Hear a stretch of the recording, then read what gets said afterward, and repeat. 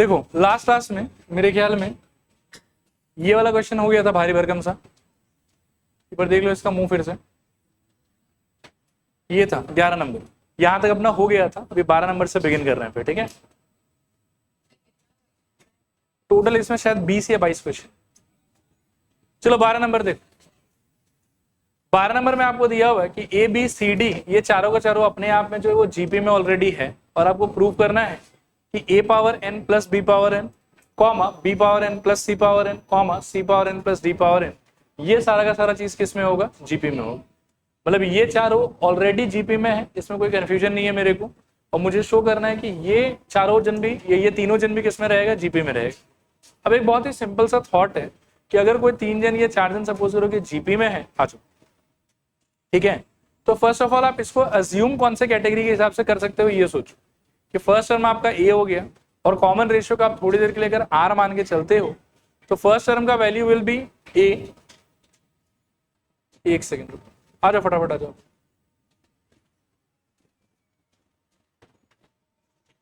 चलो देखो यहाँ पे ए बी सी डी सबका सब किस में था? जीपी में था। तो फर्स्ट टर्म को आप मान लो ए, कॉमन रेशियो का अगर आप आर मानते हो तो फर्स्ट टर्म का वैल्यू ए ही रहेगा। बी का वैल्यू क्या सोच सकते हो? A R. सी का वैल्यू क्या सोच सकते हो?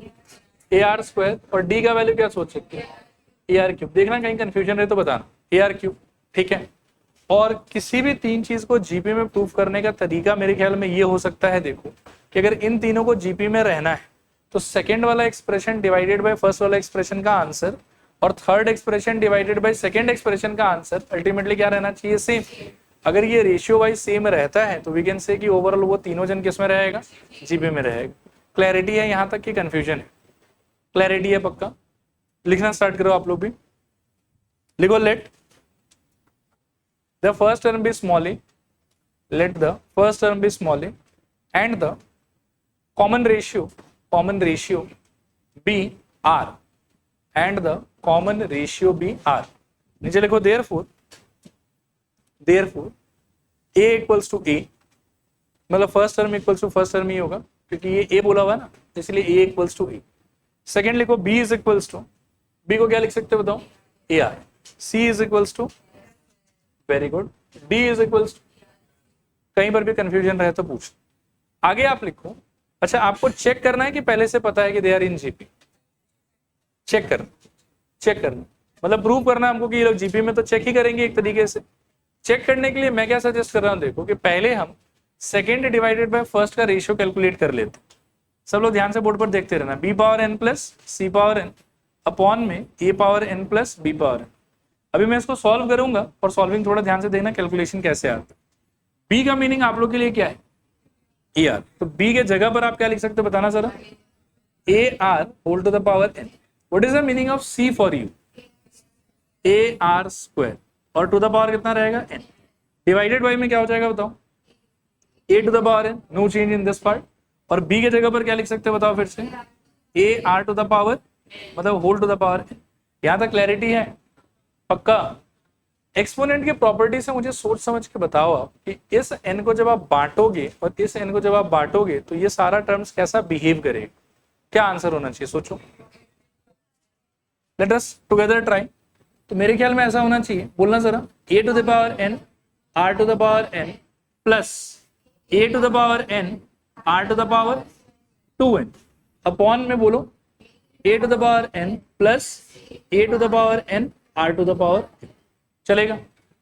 न्यूमरेटर से व्हाट डू यू सजेस्ट कि इसको हम कॉमन ले सकते? एकदम अच्छे से देखो और सोच के बताओ मेरे। I think A to the power N common ले सकते हैं, तो A to the power N चला गया बाहर, और क्या ले सकते हो? R to the power N. Now let me show you something, उसके बाद हम लोग इस पे बात करें। अगर मैं ऐसा बोलूं कि X square plus X to the power 5 into Y का क्यूब लिखा हुआ है, what can you take common? X square, right. और कॉमन लेके इसका तो पूरा चला गया, तो यहाँ तो 1 बचेगा शायद, ठीक है।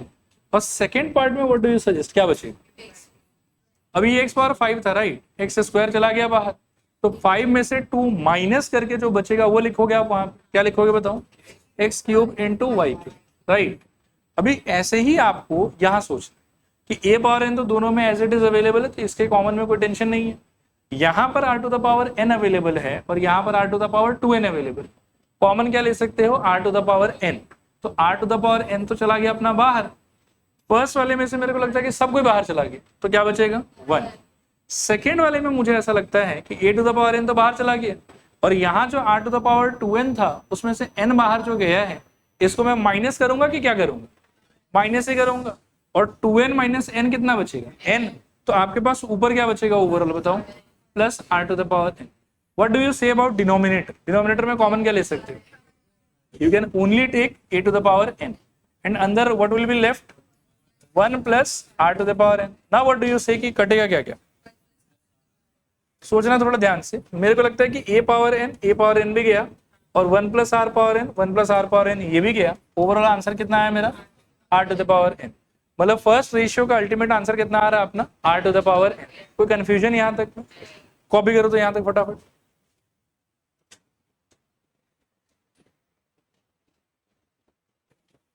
देखो सेम ही आइडिया से let us try to find the second ratio. हाँ, तो सेकंड रेशियो में अपने पास में क्या था बताना जरा, c power n plus d power n upon में b power n plus c power n। ठीक है, हमारे एजम्पशन के हिसाब से c का वैल्यू क्या था ar square to the power n, d का वैल्यू क्या था ar cube to the power n, और नीचे क्या था बताओ ar to the power n plus square to the power n। अभी जब एक्सपोनेंट के प्रॉपर्टी से खोलोगे तो क्या आ जाएगा बताओ, a power n r to the power 2n plus a power n r power 3n, और नीचे क्या होगा बताओ a power n r power n plus a power n r to the power 2n। अब आप आराम से सोच के मुझे बताओ कि ऊपर से कॉमन क्या ले सकते हैं। मुझे लगता है कि a पावर n आ जाएगा और r to the power 2n आ जाएगा। अंदर क्या बचेगा बताना, इसमें से 1 प्लस इसका a पावर n गया और इसमें से भी 2n चला गया, तो क्या बचेगा r to the power n। नीचे क्या रहेगा बताना, a पावर n और बोलो r पावर n, और अंदर क्या आएगा बताओ 1 plus r power n। Again think properly कि क्या क्या कट जाएगा, a पावर n गया, 1 plus r power n, 1 plus r power n गया, और इसमें भी मुझे लगता है कि कट के क्या बचेगा r power n। This is equals to r power n। तो दोनों रेशियो का आंसर अल्टीमेटली सेम आया हमारा।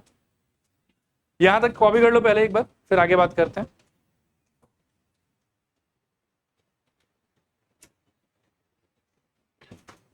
आगे लिखो यहां से, therefore b power n plus c power n divided by a power n plus b power n is equals to c power n plus d power n divided by b power n plus c power n। क्योंकि दोनों ratio का ultimate answer तो same आया मेरे, तो therefore I am saying कि दोनों ratio equal है।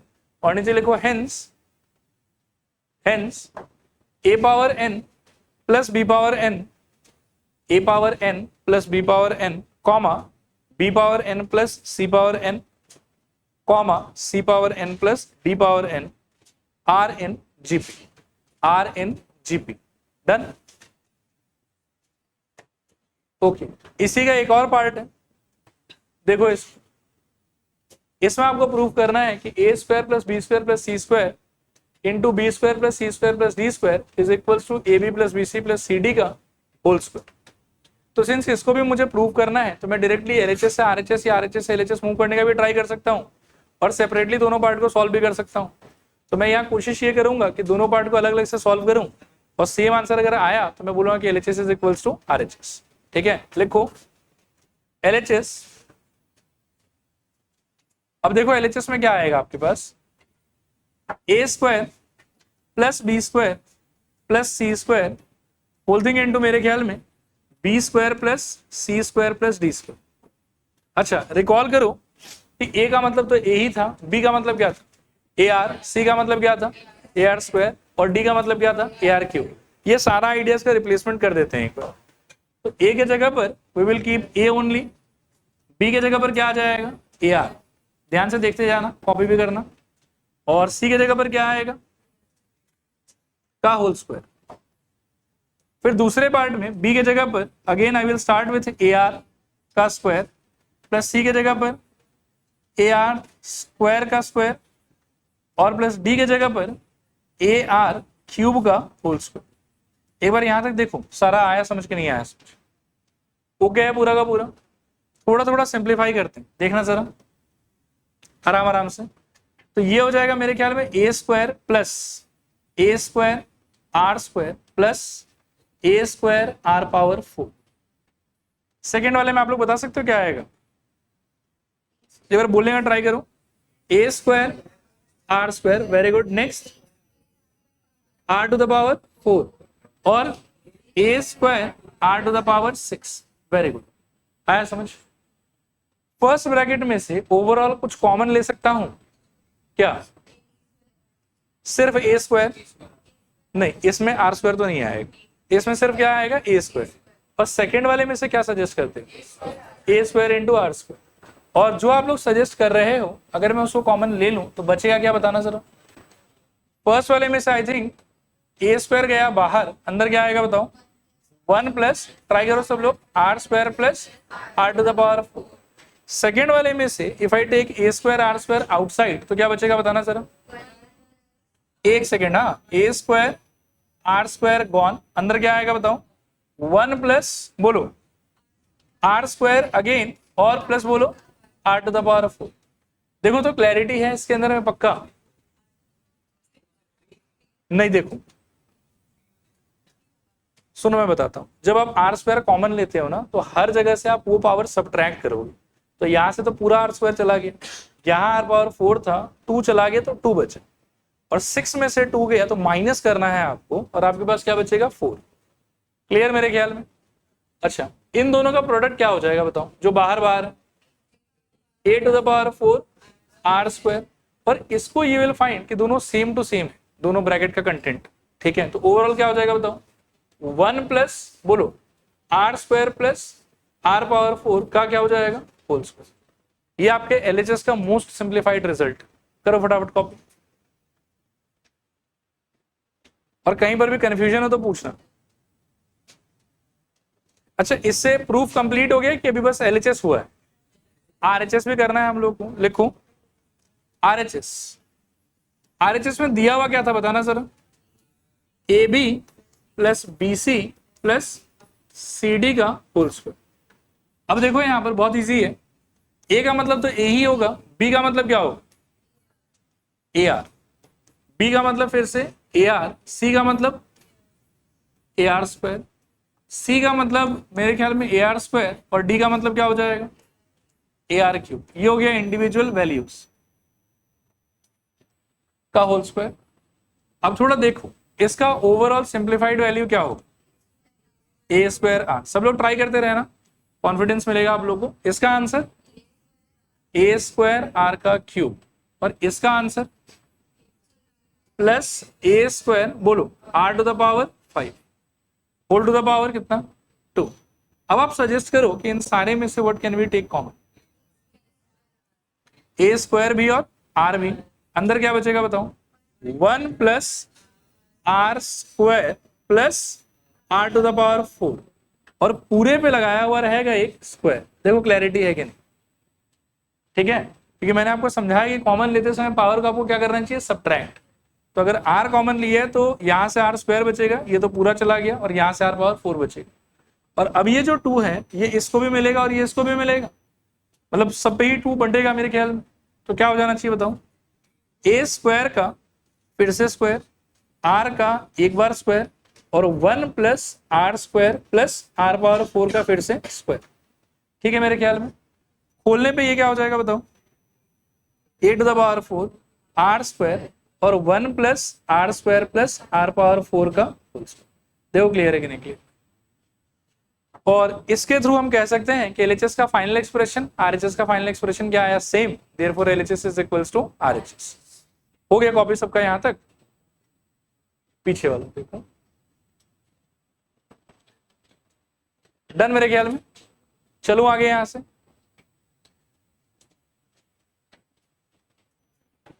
ठीक है। इसके आगे लिखो hence LHS is equals to RHS. Hence LHS is equals to RHS. अगले क्वेश्चन की तरफ चल रहे हैं। देखो इसको, if the pH, QH and RH term of a GP are this show that this. तो काफी बच्चा वाला क्वेश्चन है, बस कैलकुलेशन करना है आपको थोड़ा ध्यान से और क्वेश्चन को ढंग से इंटरप्रेट भी करना है। pH टर्म का वैल्यू A दिया हुआ है, QH टर्म का वैल्यू B दिया हुआ है और RH टर्म का वैल्यू क्या दिया हुआ है C। A सिंबल को ऑलरेडी यूज कर लिया, R सिंबल को भी ऑलरेडी यूज कर लिया, तो उसको हम अपना फर्स्ट टर्म और कॉमन रेशियो तो नहीं मानेंगे, कुछ नया सिंबल इंट्रोड्यूस करना होगा। तो लिखो let the first term be capital A comma common ratio be capital R। Let the first term be capital A and common ratio be capital R। यहां तक चलेगा? इस लाइन का मतलब बताओ pH टर्म इज A। मैं नए page पे कर लेता हूं, बताना जरा। TP is equals to A दिया है, तोड़ूंगा तो क्या आएगा इसका मतलब capital A capital R to the power P minus 1 is equals to A। देखो आया समझ कि नहीं आया समझ? ठीक है। फिर नेक्स्ट इंटरप्रिटेशन क्या था कि TQ इज इक्वल्स टू क्या रहेगा B। इसका आप लोग बताओ क्या होगा, A R power Q minus 1 is equals to B। Next बताओ TR is equals to C। बताना जरा, A R to the power R minus 1 is equals to C। ये हो गया इन सारे लेटर्स का, सिंबल्स का रिप्रेजेंटेशन। आपको प्रूव करना है कि दिस होल एक्सप्रेशन का प्रोडक्ट इज इक्वल्स टू कितना आएगा 1। तो मैं अपने LHS से बिगिन करता हूं, ठीक है। देख लो आप क्या लिखा हुआ है, A के पावर में Q minus R, R minus P, P minus. LHS A के पावर में क्या था Q माइनस R, फिर क्या था बताओ B to the power R minus P और C to the power P minus. एक बार पेन वेन छोड़ के ना थोड़ा ध्यान से देख लेना इसको। क्लियर है मेरे ख्याल में? यहां तक सब कुछ आपके पास में सारे A का, B का और C का आई थिंक रिप्लेसमेंट अवेलेबल है, तो सबको अपने अपने रिस्पेक्टिव जगह पे बस डाल दो। तो A की जगह जब आप डालोगे तो क्या निकलेगा बताओ, A R power P minus 1 पूरे के पावर में क्या। इसको लेके कितना कंफ्यूजन है ये बताओ? क्लियर है पूरा? मेरे को इसका बताना जरा क्या आ जाएगा, सब लोग ट्राई करो। Into A R power Q minus 1, ये B के जगह पे, और whole power R minus. Very good. Next बताओ A R power R minus 1 whole power P minus. चलो बड़ी क्लियर मेरे ख्याल में। अब देखो ये जो Q माइनस R है, ये तो मतलब क्या है कि इस पे सबका हक है। ये वाला पावर इसके पास भी आएगा और ये वाला पावर इसके पास भी जाएगा। जब ये A के पास जाएगा तो देखने में वो कुछ ऐसा होगा। देखो A बोलो power Q minus R, and what about R? R के बारे में क्या सोचते हैं आप? P माइनस 1 जो पहले से था multiplied by Q minus R जो नया है। आया समझ? What about second term? बताना जरा क्या आ जाएगा, A power R minus P into R power Q minus 1। बताना जरा, इंटू R माइनस P। ठीक है। और ये बगल वाला क्या होगा बताओ, A power P minus Q into R power, बोलो तो R minus 1 into P minus. Okay पक्का? एक बचपन के एक्सपोनेंट का प्रॉपर्टी था हमारे जान पहचान का कि A power B into A power C is equals to क्या, A power B plus C। यही होता था। अब इसमें ना देखो बहुत कुछ मल्टीप्लाइड है एक दूसरे से, लेकिन मेरे को ऐसा लगता है कि जितने का कॉमन बेस है उन सारे का पावर को मैं क्या कर सकता हूँ, ऐड।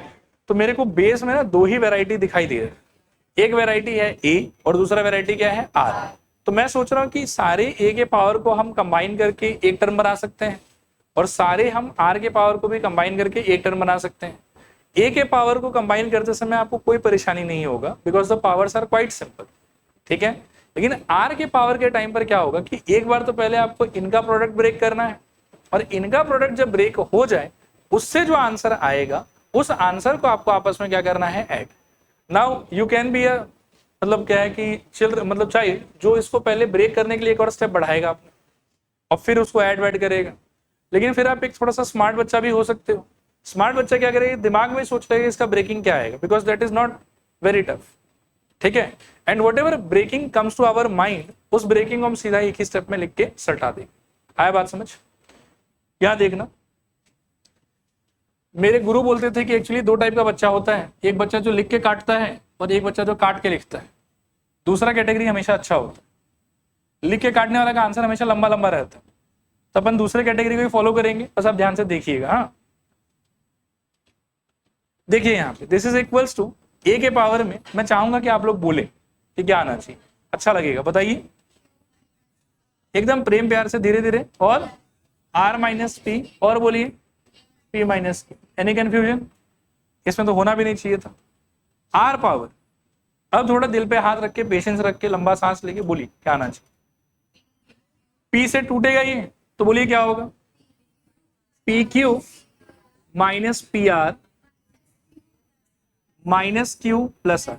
यही होता है एक स्मार्ट बच्चे का निशानी, कि आप आराम से यहां देख लो, वो लिख सकते हो, कोई बहुत बड़ा बात नहीं। नेक्स्ट आपको यहां से कंट्रीब्यूशन मिलेगा, राइट?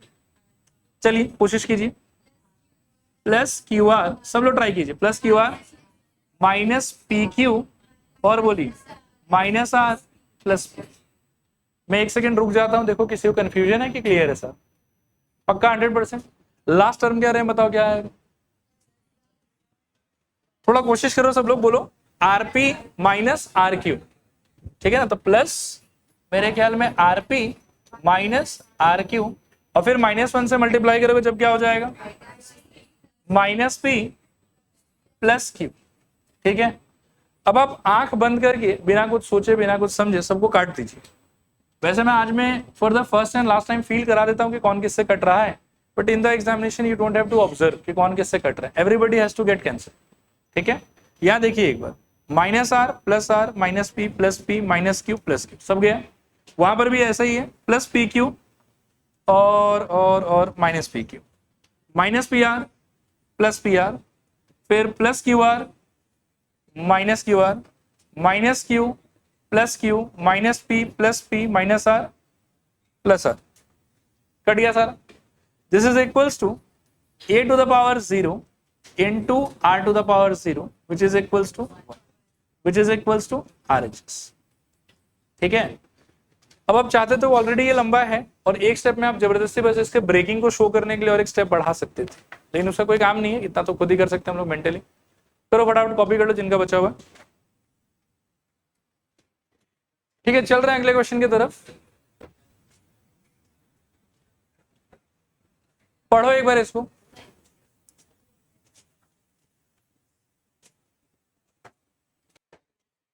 ठीक है, देखो स्टार्ट कर रहे हैं एक बार। देखो इस क्वेश्चन में कुछ अनोखा है, जो वैसे तो मान लो कि इंडाइसिस अगर हम पहले पढ़ते तो मैंने आपको, मतलब इंडाइसिस में मैं बता देता, सिंस इंडाइसिस अपन पहले नहीं पढ़ रहे, तो आज ये फॉर द फर्स्ट टाइम बता रहा हूं आगे, लेकिन इसको याद रखना। In which ever question you see this kind of situation, कि एक साथ बैक टू बैक दो इक्वल साइन दिया हुआ है, तो there is a particular way of dealing with it, और उसी तरीके से हम सारे क्वेश्चंस को ट्राई करेंगे, चाहे जो भी सिचुएशन आया। बात समझ? मैं बिगिन कर रहा हूं समझाना, ठीक है? आप देखिए, लिखते भी जाइए। सबसे पहले बताइए कि ये जो if a, b, c are in GP, ये वाला जो बात है, इसका क्या इंटरप्रिटेशन होना चाहिए, कि second term divided by first term should be equals to third term divided by second term. लिखिए a, b, c are in GP, a, b, c are in GP, therefore b by a is equals to c by b। Cross multiply करोगे तो क्या मिलेगा, equals to AC। ये हो गया equation number 1, b square is equals to AC, equation number 1। चलेगा यहां तक? अब आप देखो कि इससे कैसे डील करना है, ठीक है? अगले पेज पे दिखा रहा हूं, हम लोग को दिया हुआ है कि a to the power 1 by x equals to b to the power 1 by y is equals to c to the power 1 by z, ठीक है? तो जब कभी भी आपको ऐसे दो इक्वल साइन देके तीन अलग अलग एक्सप्रेशन का वैल्यू इक्वल बोला हुआ हो, तो आपको हमेशा इस टाइप के क्वेश्चन में उस वैल्यू का जो एजम्पशन है वो ले लेना चाहिए इक्वल्स टू की।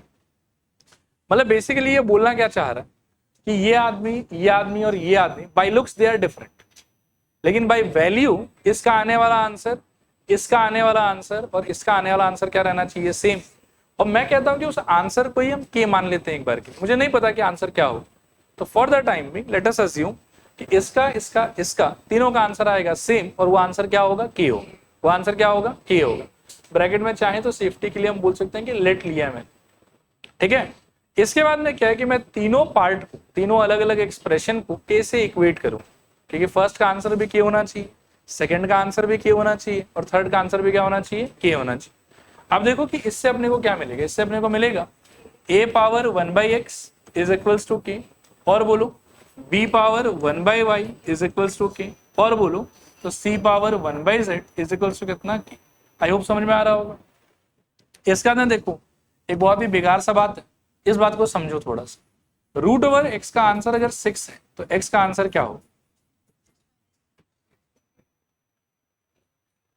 36। आई होप सब लोग एग्री करोगे 36। अभी लेकिन मेरा एक सवाल है कि 36 में हम पहुंचे कैसे।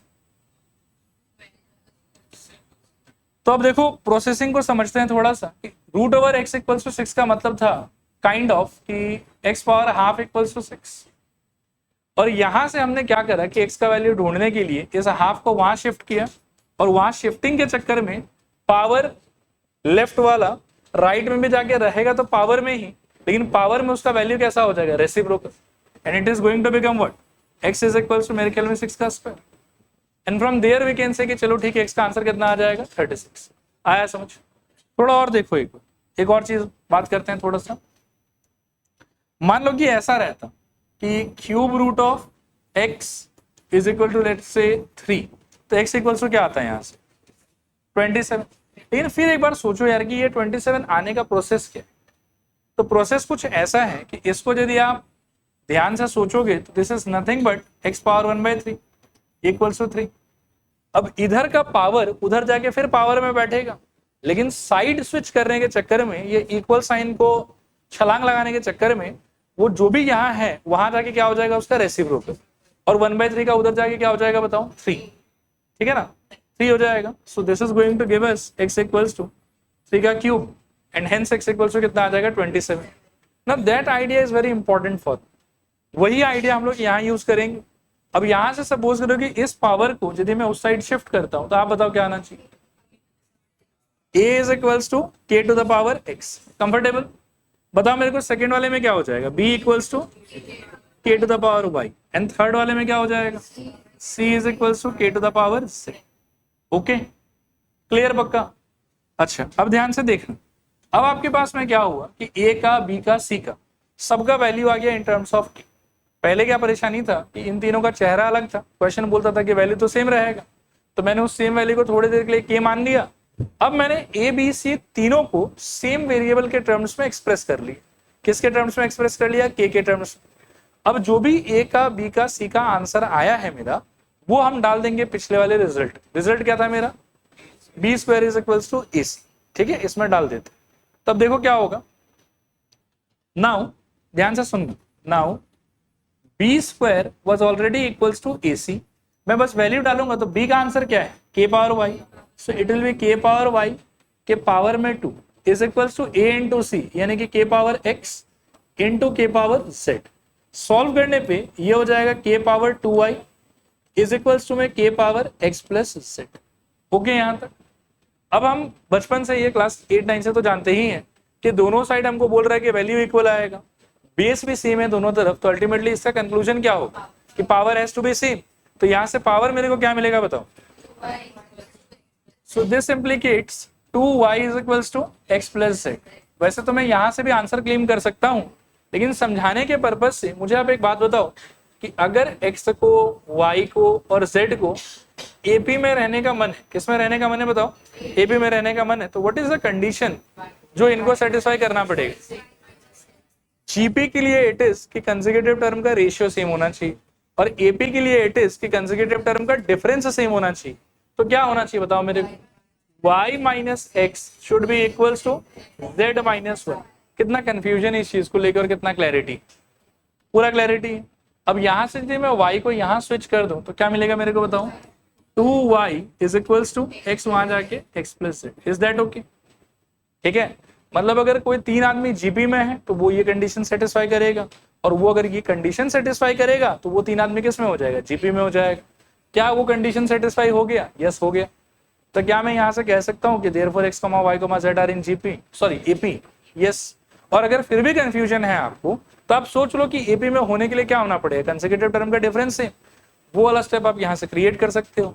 आप एक काम करो कि x को पकड़ के यहाँ ले आओ और 2 y जो आपके पास में है उसमें से एक को वहां शिफ्ट कर दो, तो क्या मिलेगा बताओ? y minus X equals to z minus Y. और यहां से तो अंधा बच्चा को भी दिखाई देगा कि x, y, z are in AP। लिखो therefore x, y, z are in क्या? AP। Hence proof.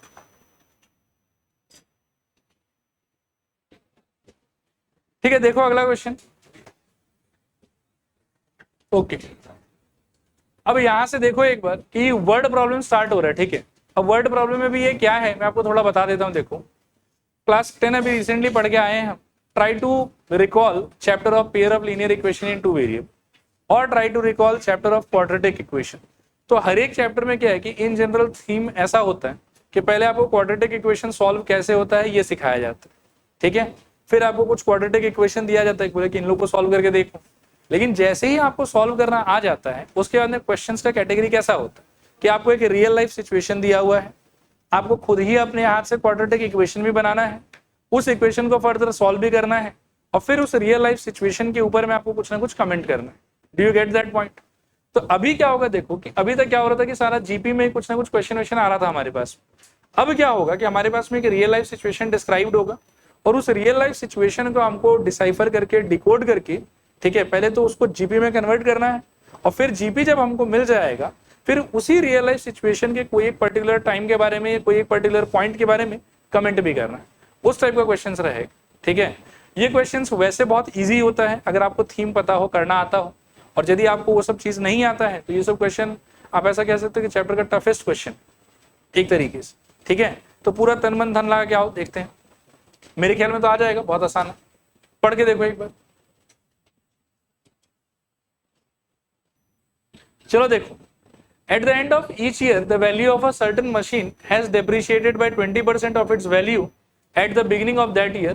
If its initial value was rupees 1250, find the value at the end of 5 years. तो मैं पहले ना इसका प्रोसेसिंग आपको एक्चुअली समझा देता हूँ कि प्रोसेसिंग कैसे हो रहा है और वो जो जीपी है वो जीपी कैसे जनरेट होगा।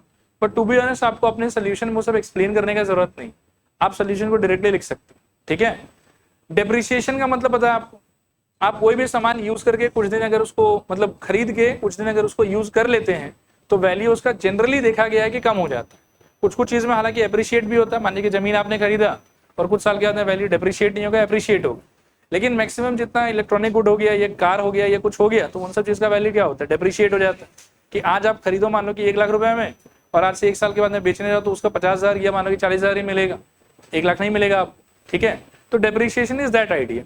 क्वेश्चन आपको बोल रहा है कि there is a certain commodity जिसका साल के शुरुआत में वैल्यू कितना है, एकदम पहले 1250, और 1 साल के बाद में, 1 साल के बाद में ये कौन सा सिचुएशन है बताओ? ये है टाइम इज इक्वल्स टू 0। ठीक है, और एक तरीके से टर्म के पोजीशन के हिसाब से अगर आप सोचोगे तो मैं टी नहीं ए यूज करता हूं, ये A1 है first. Is that okay? Now यहां से क्या होगा कि टाइम में आप कितना ऐड करोगे बताओ? +1। कितना करोगे बताओ? +1। 1 साल ऐड करोगे तो टाइम इक्वल्स टू कितना हो जाएगा आपका? 1 ईयर। और इस सिचुएशन में आप बताओ कि वैल्यू के साथ में क्या बदमाशी हो? तो वैल्यू 20% से डेप्रिशिएट होना चाहिए। आओ देखते हैं कि 20% से डेप्रिशिएट होने का क्या मतलब है। The final value is going to be 1250 minus बताओ 20/100 इंटू क्या 1250। प्लीज ध्यान से सुनते जाना। और इसका भी ना पूरा प्योर कैलकुलेशन आपको नहीं करना, आपको थोड़ा सा मतलब स्मार्ट बनना है। यहाँ इन दोनों में से कॉमन क्या आ सकता है बताओ? 1250 अंदर क्या बचेगा बोलो? 1 माइनस 20/100।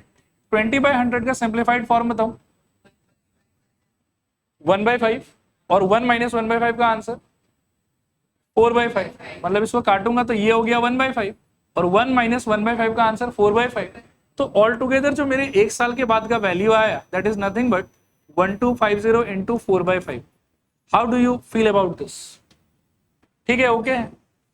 फिर मान लो कि मैं थोड़ा और आगे बढ़ू, 3 टर्म तक हम जस्टिफाई करेंगे इस चीज को। तो इस बार क्या करूंगा? +1 फिर से। अब टाइम कितना हो जाएगा बताओ? ये 0 था, 1 साल कंप्लीट हुआ और यहां पर क्या हो जाएगा? 2 ईयर्स।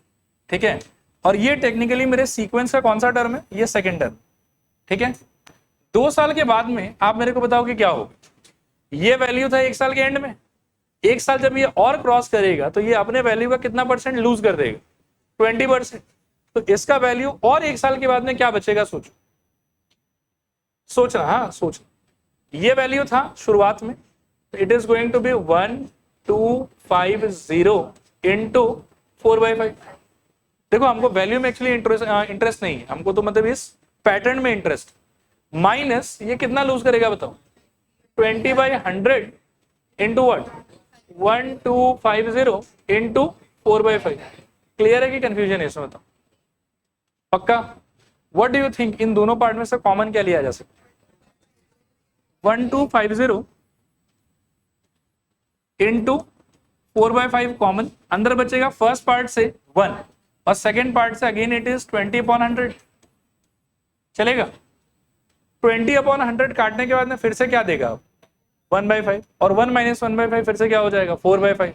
इससे ये क्या बन जाएगा बताओ, 1250 इंटू 4/5 का होल स्क्वायर, ठीक है, which is technically what, A3। अब मैं क्या देख रहा हूं, देखो कि हर साल डेप्रिशिएट करने के बाद जो इसका वैल्यू बच रहा है that is kind of following GP. सोच के देखो, शुरुआत किससे हुआ, 1250 से, अगला लोकेशन का जो वैल्यू आया वो कैसे आया, इंटू 4/5 करके, और उससे भी आगे जब आप गए तो फिर से वैल्यू कैसे आया, इंटू 4/5 करके। तो मैं देख रहा हूं कि इसका जो साल दर साल वैल्यू चेंज हो रहा है that can be obtained, the final remaining value can be obtained just by multiplying with 4/5। नहीं आया समझ, थोड़ा पूरा। तो एक तो ये ऑब्जर्व करना है कि given numbers will be 1250, 1250 into 4/5, 1250 into 4/5 का स्क्वायर, अगला क्या आना चाहिए, 1250 इंटू 4/5 का क्यूब, अगला क्या आना चाहिए, 1250 इंटू 4/5 का power 4। So clearly I can say कि यार ये जो सीक्वेंस निकल के आया है this is surely a GP. तो पहला बात तो ये हुआ, उस जीपी का फर्स्ट टर्म क्या होगा, 1250, कॉमन रेशियो क्या होगा, 4/5। नेक्स्ट अब मेरे को क्या सोचना है, देखो कि अगला मेरे से कमेंट कहां पे मांगा है, 5 साल के बाद। कमेंट कहां पे मांगा है बताओ, 5 साल के बाद। अभी 5 साल के बाद क्या वैल्यू होगा ये भी आपको लॉजिकली सोचना पड़ेगा। देखना ध्यान से, इसी सीक्वेंस में सब कुछ है। जब साल 0 था तो टर्म कौन सा यूज हो रहा था, फर्स्ट। जब साल पहला था तो टर्म यूज हो रहा था सेकेंड। जब साल दूसरा था तो टर्म यूज हो रहा था थर्ड। तो जब साल 5वां होगा तो टर्म कौन सा यूज होगा, सिक्स्थ।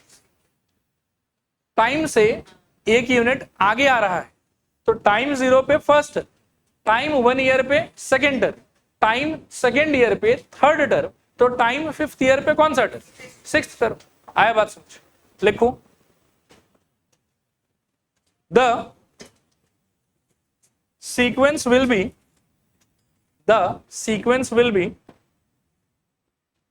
ये कैलकुलेशन आप रफ में कर सकते हैं, आप डायरेक्टली। अच्छा मैं एक बात बताता हूँ, ये कौन सा टाइप का क्वेश्चन है, आपको थोड़ा सा क्लास 10 से याद भी आ जाएगा।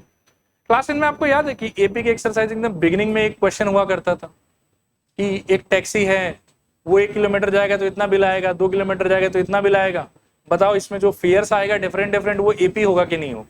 तो उसमें आप क्या करते थे, इसी तरीके से नंबर्स का पहले सीक्वेंस जनरेट करते थे और फिर देख के कुछ ना कुछ कमेंट करते थे। तो हम वही काम कर रहे हैं अभी कि पहले अगले ने जो सिचुएशन डिस्क्राइब करा है ना, उससे एसोसिएटेड सीक्वेंस में नंबर क्या क्या आएगा वो जज कर रहे हैं। फिर उसको देख के पता चला कि वो पक्का जीपी होगा, और फिर 5 साल के बाद क्या सिचुएशन होगा उस पर कमेंट करने का ट्राई कर रहे हैं। ठीक है, तो लिखो, the sequence will be 1250, 1250 into 4/5, 1250 into 4/5 का square, dot dot dot into 4/5 का square, dot dot dot, which is an yeah, which is a GP, clear मेरे ख्याल में। अब एक बार सीक्वेंस को और समझो, टाइम जब 0 तो टर्म कौन सा यूज हो रहा है, फर्स्ट। टाइम जब 1 तो टर्म कौन सा यूज हो रहा है, सेकेंड। टाइम जब 2 तो टर्म कौन सा यूज हो रहा है, थर्ड। तो टाइम जब 5 तो टर्म कौन सा यूज होगा, लिखो, आफ्टर 5 years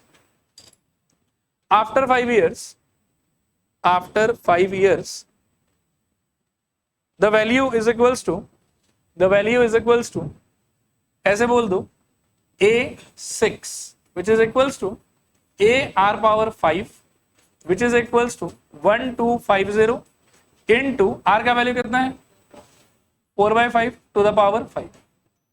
कितना आता सॉल्व करके आंसर 409.3। देखो सॉल्व करने की जरूरत नहीं है 6, आप यहां पर भी छोड़ देंगे तो भी ठीक। तो क्लियर है ये वाला पूरा। चले आगे, देखो अगला सवाल देखो, ये समझ में आ गया पूरा का पूरा, पढ़ो इसको। ये वैसे कंपैरेटिवली बहुत इजी है।